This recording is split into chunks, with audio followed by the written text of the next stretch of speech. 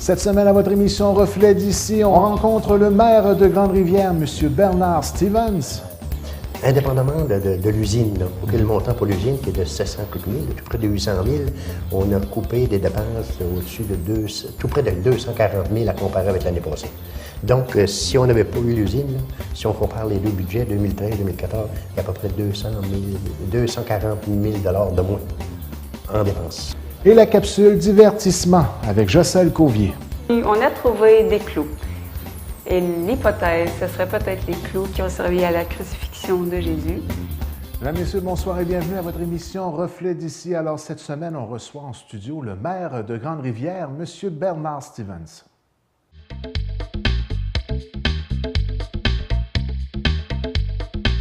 Mesdames, Messieurs, bonsoir et bienvenue à la section entrevue de votre émission Reflet d'ici de cette semaine. Cette semaine, on reçoit le maire de Grande-Rivière, M. Bernard Stevens. Alors, tout d'abord, bonsoir, M. Stevens. Bonsoir, monsieur. Ça va toujours bien? Toujours bien. Alors, M. Stevens, on se rencontre un peu pour faire le point suite au dépôt du budget à la Ville de Grande-Rivière, qui avait quand même lieu le 22 janvier dernier, et aussi faire le point sur des dossiers importants de développement économique pour notre belle ville de Grande-Rivière. Commençons un peu par jaser un peu de taxes. Oui. Vous êtes d'accord avec moi? Oui. Je ne suis pas venu avant, c'est parce que ensuite, la semaine d'après le budget, on est allé à Québec rencontrer différents ministères pour, nécessairement pour des dossiers à saveur économique ici dans notre belle ville, on va dire comme le maire de Montréal, ma ville, c'est pas ma ville, c'est notre ville. Okay. Notre ville. Puis disons que le conseil a été fier cette année, mais on a dû faire beaucoup de courbettes pour arriver à présenter, on peut dire que c'est un excellent budget pour la municipalité de Grande-Rivière. Puis ça fait la 5e année, moi, là, que je présente des budgets à titre de maire, puis je pense que c'est le meilleur. C'est le meilleur budget. En tenant compte, mais il y a du travail qui a été fait sur le terrain. Si on parle de l'usine de filtration, c'est un besoin, la construction est en marche. On commence déjà à payer là, cette année, on commence déjà à payer. Et puis, disons que c'est un beau budget. On a tenu compte de la capacité de payer de nos contribuables. C'est ça qui est important. Nécessairement, on aurait voulu en faire plus, mais l'économie, les gens ici, un gros pourcentage de nos gens qui travaillent en tourisme, dans les usines, qui travaillent au salaire minimum, on a tenu compte de la capacité de payer des gens. C'est ça qui est important, mais tout en n'oubliant pas nécessairement qu'il faut que la vie continue, puis il faut que ça fonctionne à Grande-Rivière. Puis la preuve en est faite parce que selon les statistiques qui viennent de sortir aux affaires municipales, on a 14 personnes de plus qui sont résidents. La population est montée de 14 personnes. Bon. 2012-2013, ça fait que c'est déjà un plus. Puis avec on est la municipalité dans les MRC où ce que le taux de taxe est le moins élevé. OK? Moins élevé, puis disons qu'on continue à donner les services aux gens. Et puis, dans nos cartons, puis dans nos dossiers, on a plusieurs projets de développement. Donc, pour Malgré venir une augmentation des dépenses, quand même, on a réussi quand même à demeurer un taux de taxe raisonnable. Oui, disons que les dépenses, l'augmentation des dépenses ne reflète pas, en fait, l'augmentation qui était censée d'avoir. C'est parce que on a commencé, comme je vous l'ai dit tout à l'heure, à payer sur l'usine, capital et intérêt. Il y a une différence de 700 000 $ de plus que l'année passée. OK? Mais dans ce 700 000 $-là, nécessairement, on a une subvention du gouvernement à la hauteur de à peu près 60 %. On a essayé d'avoir plus, c'est pour ça qu'on est monté à Québec, le directeur général puis moi, avec la municipalité de Sainte-Thérèse, parce que dans la construction de l'usine, Sainte-Thérèse est impliquée aussi. Partenaire à raison à peu près de 30 %, disons, je n'ai pas le chiffre exact, 28-30 % qui payent, puis c'est loué par le gouvernement, mais on va s'organiser, on a un manque à gagner. On est censé d'avoir une augmentation sur ce contrat-là, qui est tout près de 14 millions. On était censé d'avoir à peu près la hauteur de 75-80 %.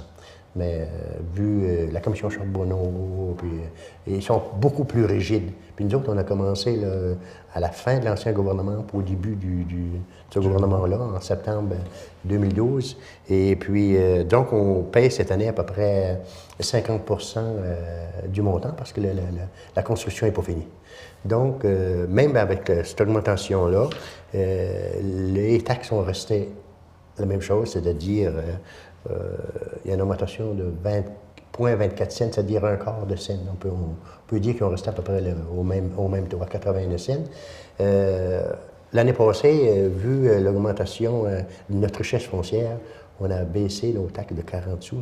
On aurait pu les rester, mais on a voulu donner un souffle aux gens. Et puis, nos taxes, pour dire, restent pareilles. Et puis, même dans certains secteurs, les taxes de service ont baissé à peu près d'une demi-cent à un cent, comme la rue de la Rivière, la rue... la rue de Bellevue, ils ont baissé à peu près d'une demi-cent à un cent, la taxe de service. Mais la taxe foncière allait rester à 89 sous. On parle de règlement d'emprunt qui va s'échelonner sur combien d'années? C'est sur 20 ans. C'est sur 20 ans, puis donc, avec la subvention. Puis, comme je vous dis, puis même, on a tout obligé de couper. Indépendamment de l'usine, le montant pour l'usine qui est de 700 000, tout près de 800 000, on a coupé des dépenses au-dessus de tout près de 240 000 à comparer avec l'année passée. Donc, si on n'avait pas eu l'usine, si on compare les deux budgets, 2013 et 2014, il y a à peu près 240 000 de moins en dépenses. Ça fait qu'on a été obligé de faire un exercice. Oui, ces coupures-là, sans aller dans les détails, on a coupé au niveau... Dans tous les services. On n'a pas privilégié aucun service. Là, on a été obligé de... C'est pour ça qu'on a eu plusieurs séances sur le budget pour arriver en dernier. On coupait ça en coût de 2 000 puis 3 000, mais il faut faire ça. Puis donner, puis en tenant compte aussi du service à la population. De base aux citoyens. Puis il faut que les chefs de service ils ont des directives assez serrées, du directeur général. Puis nous autres, on a un vérificateur à 3 mois qui vient, un conseiller, puis tout ça. Et puis avec le conseil municipal, puis il faut gérer nos finances. On est dans cet état de fait. S'il nous arrivait un boom économique aujourd'hui, mais ça, c'est pas la même chose. Là. Je dis qu'on n'ira pas à des folles dépenses, mais on serait un petit peu plus large. Puis, OK. Au niveau des revenus globaux de la Ville de Grande-Rivière, est-ce qu'il y a eu une baisse au niveau des revenus du gouvernement? Il n'y aurait pas eu une certaine coupure? En plus, on a été chanceux, pareil, à comparer à d'autres municipalités. La péréquation, elle restait à peu près telle quelle, grosso modo 450 500 000, mais le revenu sur la taxe, on a perdu 50 000. Il a fallu aller chercher aussi cet argent-là. On a essayé de couper les dépenses en proportion, parce qu'on voulait garder un budget. Donc, une baisse beaucoup moins importante que la Ville de Percé, un exemple, hein? Bien, on est chanceux, là. On est chanceux qu'on n'a pas eu à... Bien, si on avait toutes les dépenses, si on avait accepté toutes les dépenses, nécessairement qu'on aurait dû bouger, bien, moi, je me dis, en tout cas, ma politique, là, c'est que le moins possible d'aller en chercher dans notre bas de laine. Parce qu'on ne sait jamais qu'est-ce qui peut arriver. On ne sait jamais qu'est-ce qui peut arriver. Bas de laine qui se situe à combien maintenant? Au 31, je n'ai pas les états financiers, mais au 31 décembre, le dernier exhaustif, il était à 1,1 million. 1,1 million. Et puis là, on a un peu d'argent. On a l'argent qu'on a reçu sur la taxe sur l'essence. On a eu justement la confirmation. On va faire des travaux dans nos différentes stations qui demandent l'entretien. Bon, on va faire des travaux là, pour, je pense, que c'est 400-500 000. Puis il y a une partie de la taxe sur l'essence aussi qu'on va mettre, qu'on n'aura pas été obligé de mettre si on avait eu la subvention complète, qu'on va être obligé de mettre pour diminuer le fardeau sur l'emprunt sur l'usine de filtration. Donc, en concluant pour le budget, on peut dire que c'est un budget... Oui, c'est un bon budget. Les gens sont contents. Les gens sont contents. En tout cas, on n'a pas eu de levée de bouclier. On ne se fait pas regarder de travers, donc on n'a pas eu de levée de bouclier, puis il faut tenir compte. Moi, en tout cas, c'est normal aussi, il faut penser aux gens. Il y a des gens qui travaillent, comme je l'ai dit, 15-20 semaines, puis travaillent fort, puis tout ça, pour penser à eux. Faut penser aux autres. Même, j'ai toujours dit, même une augmentation de 5 piastres ou 10 piastres par année pour certaines personnes, c'est beaucoup. Parce qu'ils l'ont pas, puis ils ont déjà de la difficulté à payer. Les gens qui ont de la difficulté à payer 5 piastres ou 10 piastres, c'est beaucoup. Ça fait qu'on tient compte. On tient compte de tout ça. On demande terre à terre, comme on dit. Oui, c'est ça. Un dossier très important, je lisais dans le journal Le Havre cette semaine, j'avais quand même pris une position très importante en ce qui concerne le développement service aqueduc et égouts pour le secteur de la rue du Moulin. On parle d'un projet de 7,5 millions de dollars qui n'a pas nécessairement une participation financière du gouvernement qui va être suffisante sur ce dossier-là. Et puis, c'est un dossier qui est quand même chaud. Et puis, ces gens-là, ça fait plusieurs années qu'ils sont en attente d'un développement, qui débute. Il n'y a rien qui se fait. Disons que le projet était comme... On a parlé longtemps, mais la demande a seulement été faite en fin des années 2010, début 2011. Puis nécessairement, ça, c'est le quadrilatère de l'horizon de Bellevue, des Pionniers et du Moulin. Puis la plus grosse concentration de personnes, c'est dans la rue du Moulin. Au total, dans ce quadrilatère-là, qu'on veut desservir, il y a seulement 125 résidences. OK? 120, 125 résidences. Et puis, pour un coût total de travaux pour l'égout et puis pour l'eau, ça totalise 7,5 millions. 7,5 millions aux subventions qu'on pouvait avoir aujourd'hui, si on le faisait aujourd'hui. 50 50 les gens seraient obligés de payer 1350 pièces, 1305, ça n'a aucun bon sens. Ça n'a pas de bon sens. Et puis, on est allé, justement, ça fait plusieurs fois que le directeur général puis moi, on monte à Québec rencontrer des fonctionnaires. Là, on a rencontré M. Bellemare, là, le grand responsable, avec l'attaché politique, la chef du cabinet du ministre des Affaires municipales, M. Gaudreau. Elle, c'est une madame de Bellefeuille. Ensuite, avec le chef du cabinet de M. Gaétan Lelièvre, on a été 2h30 dans le bureau la semaine passée. Et puis, on n'est pas arrivé avec de l'argent, mais ce qui est encourageant et intéressant, c'est qu'on n'est pas tout seul. Puis là, bien, pour Daniel Gascon, qui s'en vient à un gros projet, la cimenterie, il va l'avoir dans l'aide aussi, puis Gaspé pour Rivière-Nord. Gaspé a un projet à Rivière-Nord de 20 millions, puis nécessairement, ils sont comme nous. Ils ne sont pas capables. On va défendre, on va se rencontrer là, ensemble, les trois maires, et puis on va essayer de défendre. Puis il n'y a pas juste nous au Québec aussi. Et puis nous autres, on voudrait aller chercher à peu près 75-80 %. Ça aurait bien du bon sens. Ça Madame le pas d'allure, mais bien du bon sens. Ça ramènerait à 550 ça ramènerait le taux à 550 $. C'est ça que les gens sont capables. On a déjà les gens étaient ouverts à ça. Oui, étaient ouverts à ça. Ouais. Ben, déjà là, c'est un grand esprit d'ouverture quand même. Je ne peux pas dire à 100 mais la majorité, parce qu'il y a des gens là, qui sont bien installés, c'est-à-dire en fosse septique, puis le puits est potable. Ouais. On a fait faire, le gouvernement nous a demandé de faire, la première fois, en 2012. Ils nous ont dit, sur 120 résidences, 120 puits, on en veut seulement un échantillonnage de 50 puits. On a fait faire des tests. Nos techniciens à la ville sont allés, fait faire des tests, faire analyser à Montjoly. Et puis, 63 % des gens, leur eau n'était pas potable. C'est beaucoup. À différentes... C'est un problème de santé publique pour ces gens-là. Puis, là, à un moment donné, le gouvernement est venu au pouvoir. Puis là, le même fonctionnaire qui nous avait dit ça nous prend seulement un échantillonnage de 50 résidences sur 120, il nous a demandé de le faire au complet. Puis une drôle de coïncidence, le même pourcentage de l'eau non potable était la même chose que la première strate. 60, 63, 65 On parle d'un excellent échantillonnage à notre faveur. À notre faveur. Et puis là-dessus, on a eu une consultation publique. On a demandé aux gens le plus possible qui était... que leur eau n'était pas potable, de venir à l'hôtel de ville. Puis on a fait demander une spécialiste de la régie régionale, Mme Marie Choyon, pour les expliquer le test d'eau, parce que nous autres, on n'avait pas les qualifications pour les chloroformes, pour les expliquer à quelle hauteur que le puits était contaminé. On dirait peut-être pas contaminé, non potable, l'eau était non potable. Puis elle est venue les rencontrer. Puis cette même personne-là, je lui ai demandé pour, avec nous autres, autrement dit, mettre de la viande sur l'os, afin de venir bonifier notre projet. Puis c'est ça qu'on est en train de faire, bonifier notre projet pour le représenter au gouvernement avec des preuves à l'appui, que ce n'est pas seulement question d'avoir de l'eau, mais c'est une question de santé publique. Parce qu'il y a une coupe là-dedans, une coupe de résultats, là, c'est que même s'ils font bouillir leur eau, c'est quelque chose. L'eau n'est pas potable. Donc, ça demeure une priorité. Ça, c'est le dossier des dossiers pour le conseil municipal. Bon, pas juste pour le maire, pour le conseil municipal.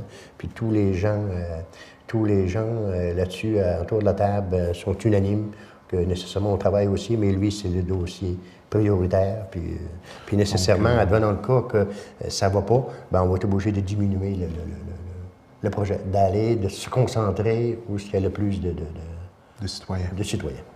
Donc voilà un dossier qu'on va suivre de très près. Allons maintenant un petit peu plus dans les bonnes nouvelles du développement résidentiel quand même assez important qui s'en vient pour la ville de Grande-Rivière. À l'annonce, vous m'en avez glissé un petit mot lors de l'annonce pour les 21 places en garderie à Grande-Rivière. Et puis, vous allez nous donner du détail là-dessus. Nous autres, bon an, mal an, il y a 8 ou 10 constructions neuves dans la municipalité, que ce soit à l'est, dans le centre ou dans l'ouest, OK? Il y a des gens qui préfèrent. Même la semaine passée, il y a un couple qui est venu demander de l'information pour un terrain à Petit-Poibeau, dans le secteur du Petit-Poibeau, s'il n'y a pas en arrière, ou s'il n'y a pas d'aqueduc et d'égout. J'étais agréablement surpris parce que les gens voulaient se construire là, à cet endroit-là. Okay? Ils ne cherchaient pas où il y avait les services. Ils voulaient se passer la beauté, la baie de Port-Beau, le Cinépac, et les beaux coins dans ce bout-là. Bon. Et puis nous autres, nécessairement, depuis l'année passée, il y a 3 projets de domiciliaires qui est en marche. Il y en a puis 2 ici, là, un sur la rue du Parc, juste en bas. C'est parrainé par M. Michel Couvier. OK? On l'a baptisé, puis c'est un beau nom, le hameau du Vieux-Moulin, où il y avait l'ancien moulin assis des Gognons. OK? D'accord. Et puis, il y a déjà une résidence dessus, puis ça va bon train. L'autre, là, ça va totaliser à peu près 25 terrains, là. 25 terrains. OK? Il va y avoir de la vente pour 25 terrains. Il y en a un petit peu plus bas, juste en haut de la voie ferrée de la station. Ça, c'est la municipalité de Grande-Rivière et un entrepreneur. OK? Un contracteur qu'on a signé une lettre d'entente pour faire le projet ensemble. Un projet domiciliaire. Il va y avoir des maisons modulaires là-dessus. On va se rendre à la rue. Et puis, c'est coin de la rue du Parc et de la Paix. Au bout de la rue du Paix, on va continuer vers l'est, jusque l'autre côté de la rue Normandie, là. Ah oui. Pas loin de chez Claude Steven. On se rend là. Et puis, le projet, les ingénieurs sont engagés. L'entente est signée avec le promoteur. Et puis, on attend, parce que vous savez, il y a de l'eau, là, puis on attend le certificat d'environnement. On s'est demandé depuis l'été passé. Il pose beaucoup de questions, puis vous savez que quand tu touches à l'eau, l'environnement, il faut qu'on est clean là-dessus, c'est le cas de le dire. Et puis, cette partie-là, en plus, avec nécessairement les maisons modulaires, là, il va y avoir une rue spécialement pour des maisons modulaires, parce que c'est abordable, les maisons modulaires, à bien des gens, selon notre économie ici, puis selon les salaires des gens, les maisons modulaires. Aujourd'hui, vous savez qu'une maison ordinaire, 40-28, 40-26, c'est une affaire de 160, 180, 200 000 $. Fait qu'une maison modulaire, on va peut-être chercher ça dans les 100, 110 000. Et puis, il y aurait de la place pour... 000, tout compris, que j'ai entendu parler à travers les branches, est-ce que c'est... 150. 150 000 terrains compris avec... Bien, il me semble que dans la rue des Pionniers, ça a coûté beaucoup moins cher que ça. Ah oui? Beaucoup moins cher. Plus raisonnable que ça, mais là, ça devient très raisonnable. Oui, très raisonnable.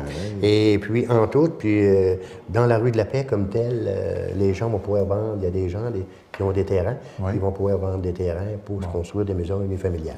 Là, il y aurait une possibilité de 60 à 80 terrains en tout, là. Dans ce secteur-là. Donc, ça a beaucoup de potentiel. Le 25. Et puis, on a commencé aussi dans le secteur de Petit-Poibeau. Ça, là, il n'y a pas de service, par exemple. Il n'y a pas d'aqueduc et d'égout. Il y a une rue qu'on a commencé à développer. Il y a déjà une maison modulaire qui s'est installée là l'automne passé. Ça commence. C'est les jeunes qui s'installent. Quel endroit, vous disiez? La rue de l'Azur à Petit-Poibeau, dans 40. Okay. Ça a commencé, puis on a fait des travaux dans la rue. Puis même l'électricité est arrivée, c'est-à-dire la ligne électrique, il y a 3-4 poteaux et demi, puis tout ça. Puis, donc, on peut avoir une possibilité, nous autres, à peu près de 150 terrains qui vont être prêts là, dans un an et demi là, à construire, mais même il y en a tout de suite. Là. Mais on va aller au fur et à mesure. On va commencer la construction au début de la rue, puis on va faire les rues au fur et à mesure qu'il y a de la construction. Puis vous savez que c'est l'économie, puis nous autres, on s'attend aussi d'avoir, pas le boom peut-être que Port-Daniel va avoir, mais on s'attend nécessairement d'avoir des retombées, nous autres, ici à Grande-Rivière, comme qu'on a eu d'ailleurs pour la prison de Percé. Il y a beaucoup de gens. Puis moi, je vais vous dire, je lui dis là, tout à l'heure, selon les statistiques, là, on a 14 personnes depuis qu'ils s'est installé. L'important, c'est que si jamais il y a des gens qui se présentent à Grande-Rivière pour y demeurer, il va y avoir des terrains intéressants. Puis suite à l'annonce de lundi, c'est 21 places en garderie, c'est beaucoup. On a déjà 39, ça va en faire 60. Puis une drôle de coïncidence. Tout marche parce que vous savez, les jeunes familles qui viennent s'installer, ils demandent, à vous des places en garderie, puis tout ça, à vous des places, puis là, il va y avoir 21 places de disponibles. Ça va commencer l'année prochaine, avant de faire les plans, puis tout ça, puis il y a du terrain disponible en arrière de la garderie de la Belle Journée. Puis nous autres, ça donne bien aussi, on a du terrain ce bas aussi. Entre le bloc appartement, M. Nicolas, puis la garderie, c'est le terrain appartient à la ville. On n'a jamais voulu, on avait beaucoup eu d'offres d'achat, on n'a jamais voulu vendre ça, parce que c'est trop important dans ce secteur-là, puis ils vont peut-être avoir besoin du stationnement. Je sais que la directrice m'a dit qu'ils vont construire les 21 places en arrière. Bon. en arrière de la garderie. Ils vont avoir besoin peut-être de la place du côté nord pour le stationnement. Puis la ville, nécessairement, va collaborer avec eux. C'est important, 21 places, c'est des familles, ça, là, OK? C'est des familles. Et puis, ça donne bien avec la construction que les projets de développement résidentiel, puis les garderies. Puis ce projet-là va totaliser entre 400 et 450 000 $. On peut dire tout près d'1 million, un investissement de tout près d'1 million. Puis créateur de quelques emplois. Créateur, oui. Nécessairement, ces 21 places-là, c'est 5 emplois permanents. 5 emplois permanents, c'est beaucoup, là. 5 emplois. Puis ce sont des emplois nécessairement bien rémunérés. Et puis, ça fait de la vie, là. La construction, là, il va y avoir ça. Il y a la garderie, il y a le club Joueur Amitié qui a beaucoup d'activités la semaine, puis les fins de semaine. On a le 20 logements. Le 20 logements, j'aimerais en parler un petit peu aussi. 20 logements, il est plein, là. Tout le monde. Il y a du monde dedans. Il y a du monde, il y a du monde dedans, ça fait à peu près 3 semaines. Les gens de l'OMH travaillent fort, puis tout ça, pour... nécessairement, il y a toujours des petits ajustements. En tout cas, les personnes concernées pourraient vous en dire plus que moi, là, sont plus au courant que moi. Mais en tout cas, je sais que ça va super bien, puis c'est 20 logements là, puis il y a la coop, la serre, l'autre bord, puis les commerces...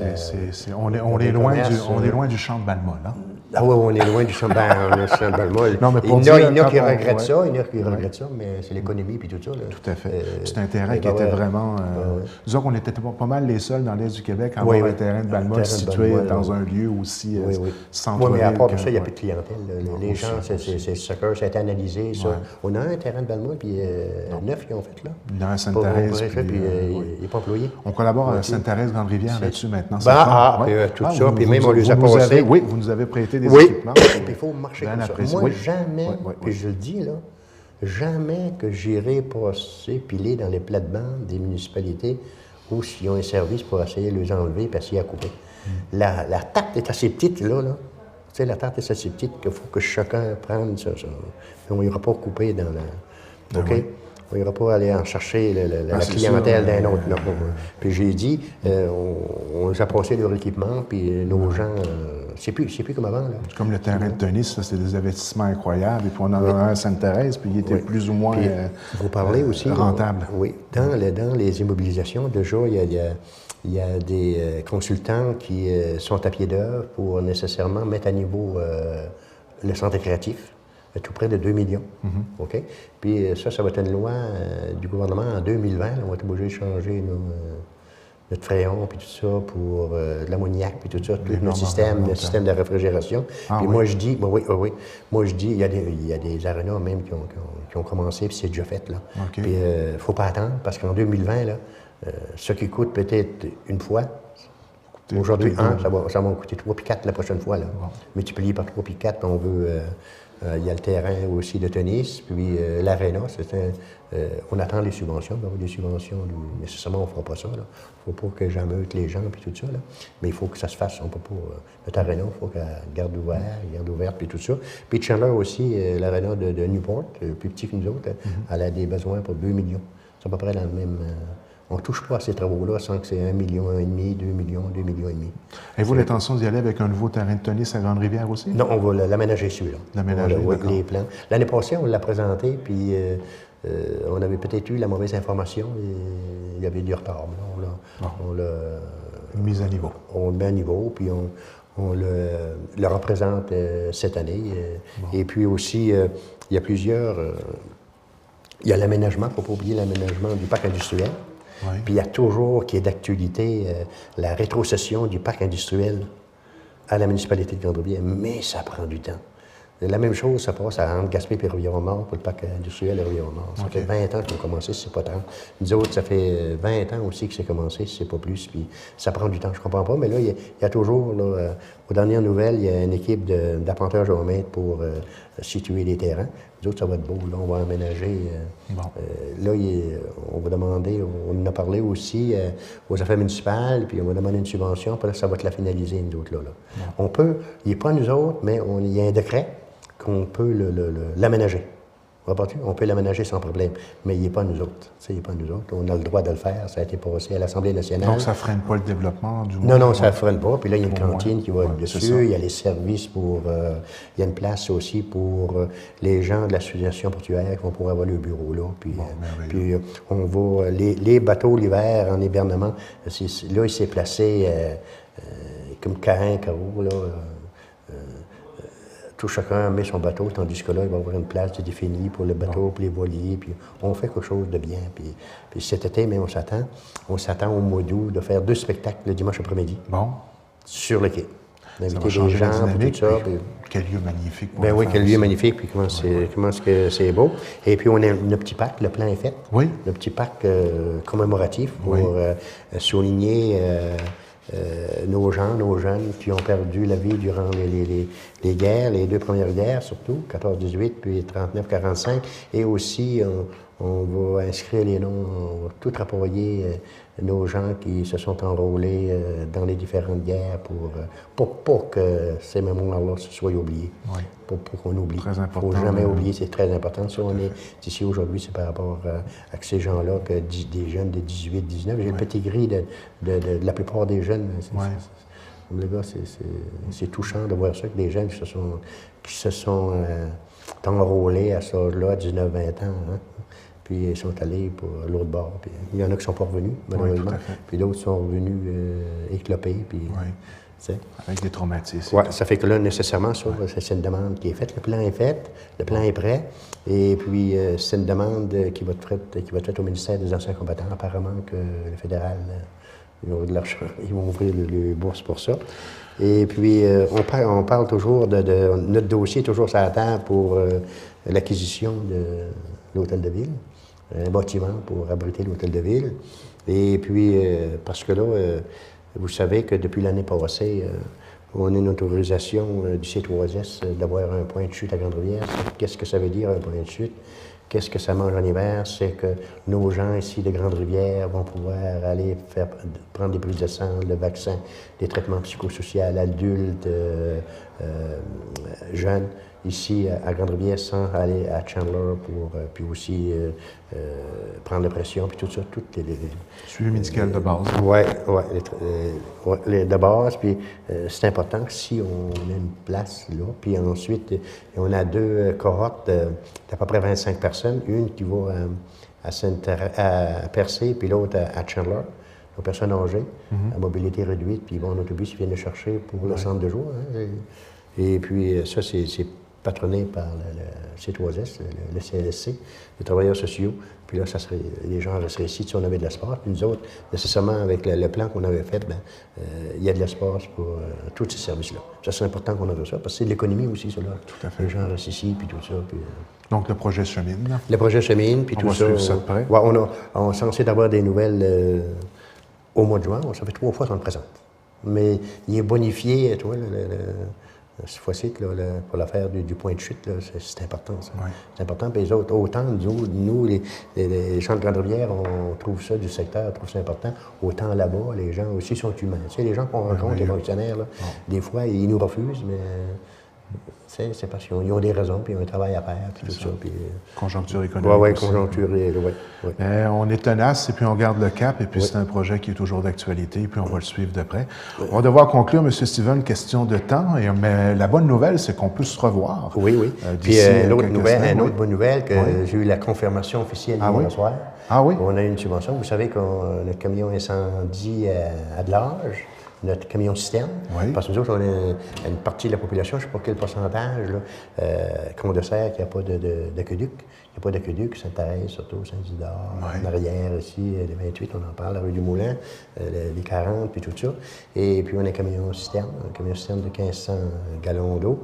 Et puis on a eu la bonne nouvelle hier soir, c'est qu'on le savait depuis avant la fête, mais c'est confirmé. On a eu une subvention de 50 %, puis c'est à la hauteur. On ne peut pas demander. C'est un camion qui va être évalué à 230 000, mais on a eu 115 000 de subvention. C'est déjà beaucoup. Ça ne sera pas trop chargeant pour les contribuables, parce qu'on a les 2 municipalités à payer ça. Donc, et puis l'achat va s'effectuer dans les semaines à venir. Bien là, il va y avoir nécessairement, il y a des plans là-dessus, des devis, c'est-à-dire, puis des exigences, puis des soumissions, puis quelqu'un qui va surveiller, parce que ça prend, d'après moi, peut-être, un chef pompier, j'ai parlé avec avant les fêtes, d'après moi, ça doit prendre peut-être un an, les neufs, ça va être un an. Au niveau équipement, de fabrication. La mise à niveau va être complétée. Oui, puis aussi, on met de l'argent sur la caserne incendie. Oui. Il y a de l'eau qui rentre, l'infiltration d'eau, c'est une construction de 1968. Les infrastructures, c'est comme nos maisons. Là. Si on ne met pas d'entretien, si on ne met pas d'entretien... il faut commencer à oui, penser. mais là, c'est une construction de 75, je me rappelle. C'est une construction de 75, puis là, l'eau depuis... pratiquement mon âge. À Saint-Fils, à l'intérieur. Non, mais à Saint-Fils, à l'intérieur, puis il faut mettre à niveau, on va mettre, en tout cas, on a fait faire une estimée avant la fête, puis on l'a mis sur notre budget. Ça va dans les taxes que les gens vont payer sur l'administration générale. Il n'y a pas d'emprunt. On a de l'argent pour faire des réparations à la caserne.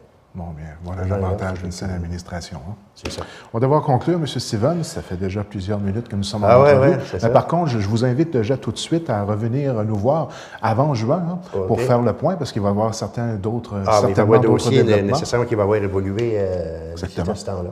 Puis merci d'avoir accepté la visite à la télévision communautaire de Grande-Rivière. C'est toujours grandement apprécié. Bon, ça me fait plaisir. Puis bonjour à toutes et à tous. Au plaisir de se revoir. Merci.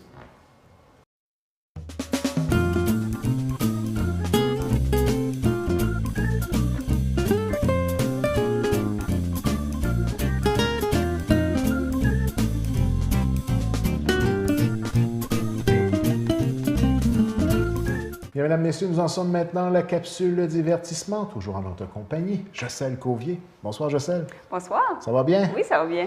Encore une fois, une capsule très intéressante cette semaine. C'est toujours intéressant, les capsules divertissement, mais là, on va toucher un sujet qui m'intéresse beaucoup même. L'archéologie biblique, qu'est-ce que l'on va découvrir avec toi aujourd'hui dans l'émission de la capsule divertissement? Ça m'interroge beaucoup, j'ai hâte de voir ça. Bien, c'est ça, j'écoute une série de documentaires sur l'archéologie biblique, je trouve ça intéressant. Puis j'ai décidé de ressortir quelques sujets qui m'avaient particulièrement intéressée. Parce que d'un côté, il y a des gens qui pensent, oui, il y a eu la Bible et il y a eu le côté historique archéologique, mais de plus en plus, on fait des découvertes qui, entre guillemets, prouvent que ce qui a été décrit dans la Bible a vraiment existé. Donc, je trouve ça vraiment intéressant. Comme étant religieuse, c'est ça, je trouve ça très, très intéressant. Ah, tu es une religieuse? Je suis très religieuse, oui. Ah, d'accord. Allons-y. Alors, je débute avec l'Arche d'Alliance. Donc, ceux qui ont écouté Indiana Jones, ça vous dit peut-être un petit peu quelque chose. Je vous explique c'est quoi. Donc, sur le mont Sinaï, Moïse a reçu les 2 tables de loi, les 10 commandements. Vous allez voir une image. Et l'image suivante, on pense que c'était sur des pierres bleues un peu similaires à ce qu'on voit. Ça, cette pierre-là, ça s'appelle lapis lazuli. Donc, on pense que c'est écrit sur ce type de pierre-là. Évidemment, ça n'a jamais été retrouvé en tant que tel, les vraies tablettes des 10 commandements. Donc, en même temps qu'il a reçu les 10 commandements, il a reçu les instructions pour construire une boîte pour contenir les 2 tablettes. Donc, l'Arche d'Alliance. Il s'agissait aussi, on voit une image à l'écran, il s'agissait aussi d'un temple portatif parce qu'à l'époque, le temple de Salomon n'était pas encore construit. Donc, les gens se recueillaient autour de l'Arche de l'Alliance pour prier, se recueillir. Donc, c'était fait comment, l'Arche de l'Alliance? C'était du bois d'acacia recouvert d'or. On pense que ça faisait entre 130 cm par 80 cm de large et de haut, puis entre 160 et 200 livres environ. C'était plaqué d'or, donc à l'intérieur et à l'extérieur, d'or pur avec une moulure en or. Ce que vous voyez là, c'est des reproductions. Il y avait 4 anneaux d'or vous voyez, là, pour mettre des barres, pour la transporter sans la toucher. Parce qu'on disait si on la touchait, on pouvait mourir, etc. Donc, le couvercle était formé par 2 chérubins, 2 anges, si on veut. Donc, c'était situé où? C'était situé, comme je disais, dans le premier temple de Salomon, au centre du temple. Vous allez voir une image, l'image suivante, voilà. Donc, le temple qui n'existe plus. Le temple a été détruit en 586 avant Jésus-Christ. On a construit un 2e temple. Ce qu'on sait, c'est que dans le 2e temple, l'Arche d'Alliance n'était pas là. Parce que là, on a perdu un petit peu l'Arche de vue. Là. On essaie justement de retrouver à quel endroit elle pourrait être. Donc, au 2e temple, celui-ci a été détruit en 70 par l'empereur romain Titus. Où est l'arche aujourd'hui? Le cinéma, évidemment, il y a eu des livres sur le sujet. Il y a plusieurs hypothèses. Je vais vous en donner quelques-unes. Une des hypothèses, c'est que ça aurait été dissimulé par des prêtres dans les tunnels souterrains du mont du Temple. Vous allez voir une image, là. Ce qu'on appelle le dôme du rocher dans la vieille ville de Jérusalem. Certains pensent que ce serait quelque part dans des tunnels souterrains à cet endroit-là. Un autre, il y a plusieurs hypothèses. On parle aussi de Jordanie, l'Afrique du Sud, l'Éthiopie, l'Égypte, Rome, l'Angleterre. C'est des villes qui sortent parfois. Donc, ce qu'il faut comprendre, c'est qu'on en a perdu la trace à un certain moment. Oui, on a vraiment, on ne sait pas où elle est, mais dans plusieurs endroits, il y a certains indices, soit la tradition orale ou dans certains des sculptures qu'on pense que ce serait peut-être à cet endroit-là. Une autre hypothèse, c'est les manuscrits de la mer Morte. Vous allez voir, ça, c'est des rouleaux de cuivre qui ont été découverts en 1952. Sur ces rouleaux de cuivre-là, il y a 64 locations où on trouverait des trésors d'or et d'argent. Et on suppose que peut-être qu'on pourrait trouver l'Arche d'Alliance dans une de ces 64 locations-là. Encore une fois, c'est une hypothèse. Une autre hypothèse, c'est en France, à la cathédrale de Chartres qu'on voit actuellement. Là, ça serait ramené par les chevaliers de l'Ordre du Temple lors d'une croisade. Donc, vous voyez là sur la cathédrale, ce qu'on voit justement, c'est une gravure. On voit l'arche qui est transportée.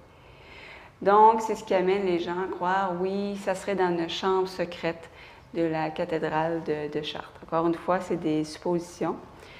Une autre supposition, c'est au Canada. J'ai déjà fait une émission sur un puits sans fond en Nouvelle-Écosse, Oak Island.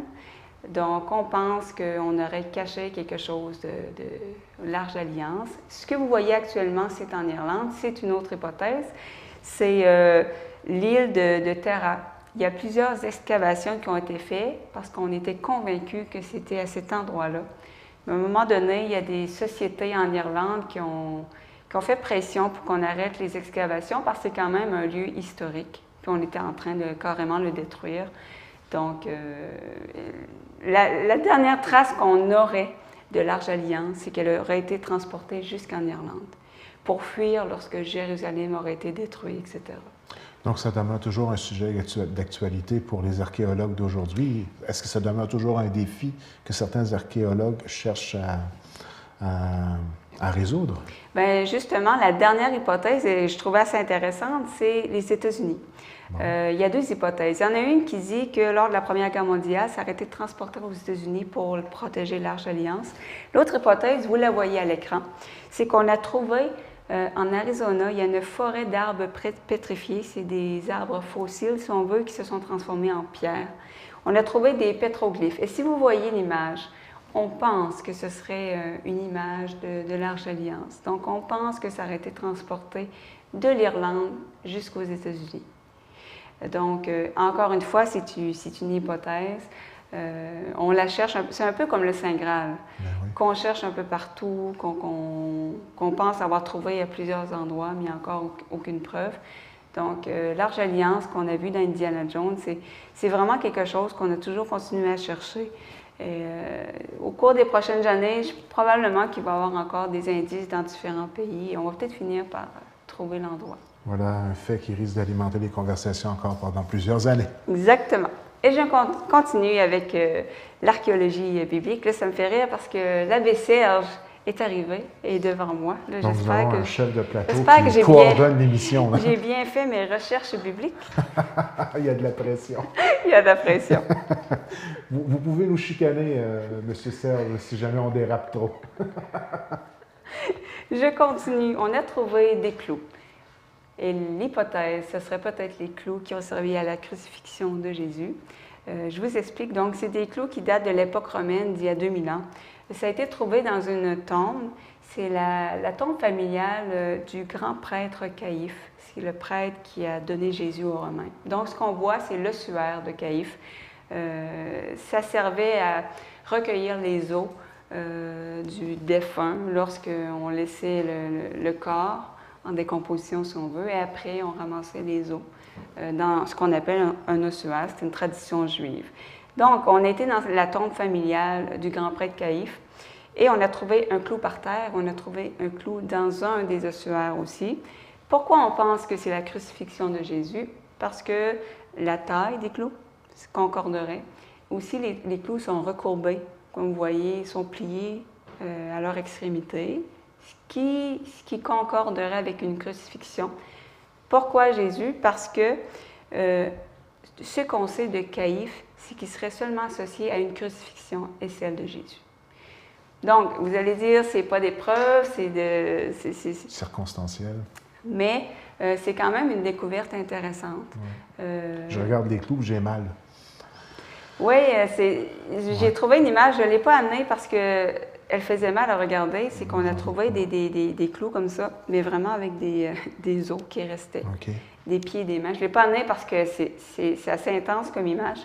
Et c'est l'image, quand on a fait cette découverte-là, ça a été un peu une preuve archéologique que oui, la crucifixion, c'est quelque chose, une pratique qui existait vraiment, parce qu'on avait seulement des preuves bibliques. Donc, la science essaie toujours de trouver une preuve archéologique qui concorde avec les récits bibliques. Bon. Donc c'est les clous qu'on a trouvés. Maintenant, une autre découverte intéressante, on aurait trouvé la maison de Pierre à Capharnaüm. C'est une ville qui vous dit peut-être quelque chose dans les histoires bibliques. Voici la maison de Pierre. C'est la maison où résidait Jésus quand il était dans cet endroit-là. Ça a été découvert sur les ruines d'une église byzantine. Comment on sait que c'est... Vous voyez sous cette image-là, c'est complètement à gauche. Et à droite, c'est une chapelle qui avait été érigée par la suite par les premiers chrétiens pour se recueillir. Donc, pourquoi on pense que c'est la maison de Pierre? C'est que avec les fouilles archéologiques, on a découvert que la maison, à la date de la mort de Jésus, avait complètement changé de vocation. C'était devenu une chapelle, si on veut. La poterie qu'on trouvait, qui était de la poterie de cuisine, pour faire la cuisine, la poterie conventionnelle, si on veut, c'était devenu vraiment des objets qu'on retrouve dans des lieux de culte. Donc, à partir de la mort de Jésus, ça a complètement changé de vocation, cette maison-là. Et on a décidé par la suite de construire une église pour commémorer que c'était justement la maison de Pierre. Donc, c'est une découverte qui a été faite dans la ville de Capharnaüm. Et c'est assez impressionnant de voir que c'est le lieu dans lequel a résidé Jésus et a prêché, si on veut. Donc, riche d'histoire à visiter. Riche d'histoire, voilà. Et ensuite, dernière découverte qui est très contestée, mais j'en parle quand même parce que ça a fait jaser beaucoup. On a découvert une tombe familiale qui contenait 10 ossuaires. Ça, ce qu'on voit à l'écran, c'est un exemple de tombe. C'est typique des tombes du temps de Jésus. Donc, on avait une espèce de grosse pierre comme ça qui servait à boucher l'entrée.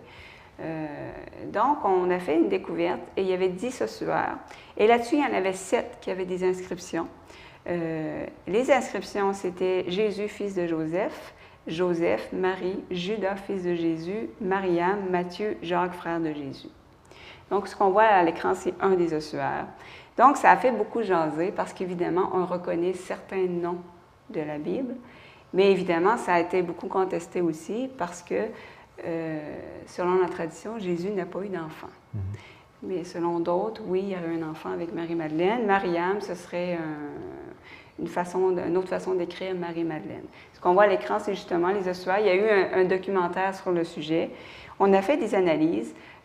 Comme je le disais tantôt, il y avait une tradition juive. On laissait les corps en décomposition. Ensuite, on mettait les os dans des ossuaires comme ça. Et c'est une tradition qui n'a pas duré longtemps. Dans le 1er siècle, durant l'époque de Jésus, on faisait ça. Et ça s'est terminé vers l'an 70. Donc, lorsqu'on trouve des ossuaires, on sait que c'est dans la période de Jésus ou dans les environs. C'est une des façons qui a permis de dire, est-ce que ça pourrait être la famille de Jésus? On a fait aussi des analyses, l'analyse des patines.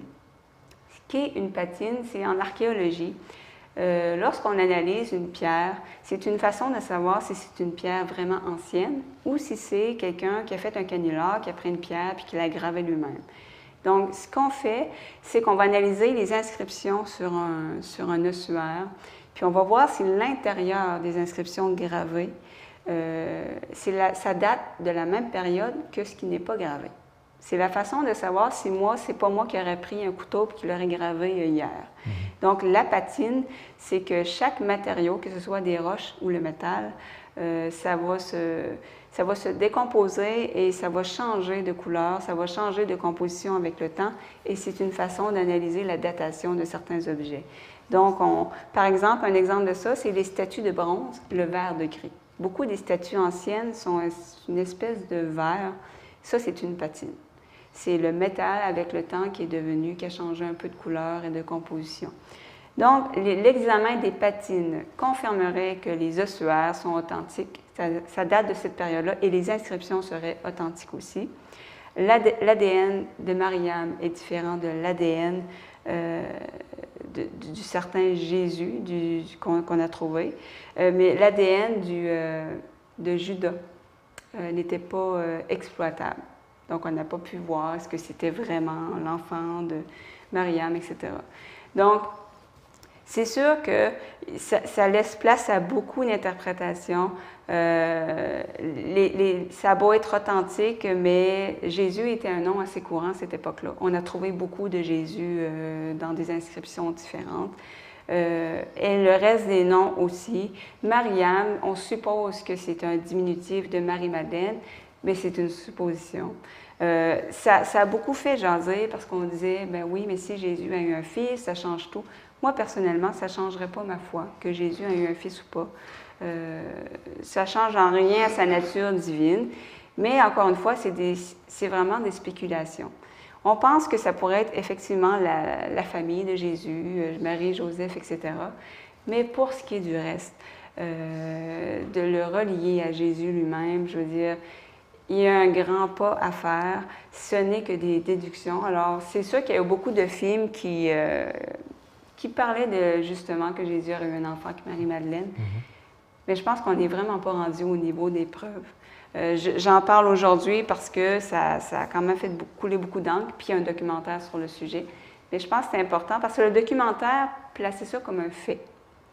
Mais alors qu'on est loin du fait, là, je pense qu'il y a une découverte intéressante qui a été faite, mais il n'y a encore aucune preuve que ça peut vraiment être la famille de Jésus, est liée à Jésus lui-même. Mais ce qui rend le tout à fait intéressant pour nous, c'est le fait que l'on soit catholique, hein? Oui. Et puis que veut pas, on a certains intérêts par rapport à des preuves qui pourraient être directes par rapport à la vie de Jésus, son passage sur la terre, et avoir des preuves concrètes, ça serait le rêve de toute personne, et qui nous amènerait peut-être à moins faire appel à la foi, mais à avoir des preuves scientifiques de l'existence de Jésus. Et les scientifiques sont portés à avoir une vision plus, disons, drastique de l'interprétation des choses par rapport à quelque chose qui est plus appuyé sur la foi en tant que telle. Donc, c'est ce qui rend le tout intéressant, puis ce qui amène un certain mystère. Hein. Puis où il y a du mystère, bon, on cherche toujours souvent à trouver des réponses. Bien, je pense que la foi en tant que telle, la définition de la foi, c'est que tu n'as pas besoin de preuves. Oui, c'est ça. Oui, c'est intéressant. Quand je vois, par exemple, on a fait des découvertes, on a découvert justement les villes de Sodome et Gomorrhe, comme dans l'Ancien Testament. On les a découvertes. Je ne sais pas que je doutais de leur existence, mais je trouve ça intéressant parce que j'aime beaucoup l'archéologie. Donc, je trouve ça vraiment une découverte intéressante. Puis, ça peut amener des gens qui ont beaucoup de doutes. Peut-être que ça peut les amener à reconsidérer justement les récits bibliques. Dans ce sens-là, moi, je trouve ça intéressant. Moi, ça ne fait que, ma foi est déjà très vivante, et ça ne fait que la raviver. Je le vois sous cet angle-là, alors je trouve ça intéressant. Et ça démontre comment est-ce que l'archéologie, ça peut être quelque chose de très intéressant. Voilà.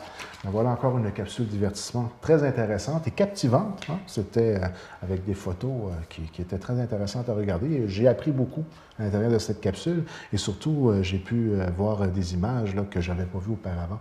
Surtout en ce qui concerne la maison de Pierre. Là, oui. Ça doit être quelque chose d'aller visiter ce site-là et puis du moins s'imaginer que ça puisse avoir passé à cet endroit-là, même s'il n'y a pas de preuve à 100%, ne serait-ce que de l'imaginer, ça doit être quelque chose en soi. Là. Exactement. On se donne rendez-vous la semaine prochaine pour une autre capsule? Avec plaisir. À la semaine prochaine. Eh bien, mesdames, messieurs, c'est tout pour cette semaine. N'oubliez pas que notre programmation est disponible sur le web au tvcgr.com et sur YouTube sur la chaîne TVCGR. Vous pouvez nous laisser vos commentaires au tvcgr@commercial-hotmail.com ou directement sur notre compte Facebook. Alors, je vous dis merci et à la semaine prochaine.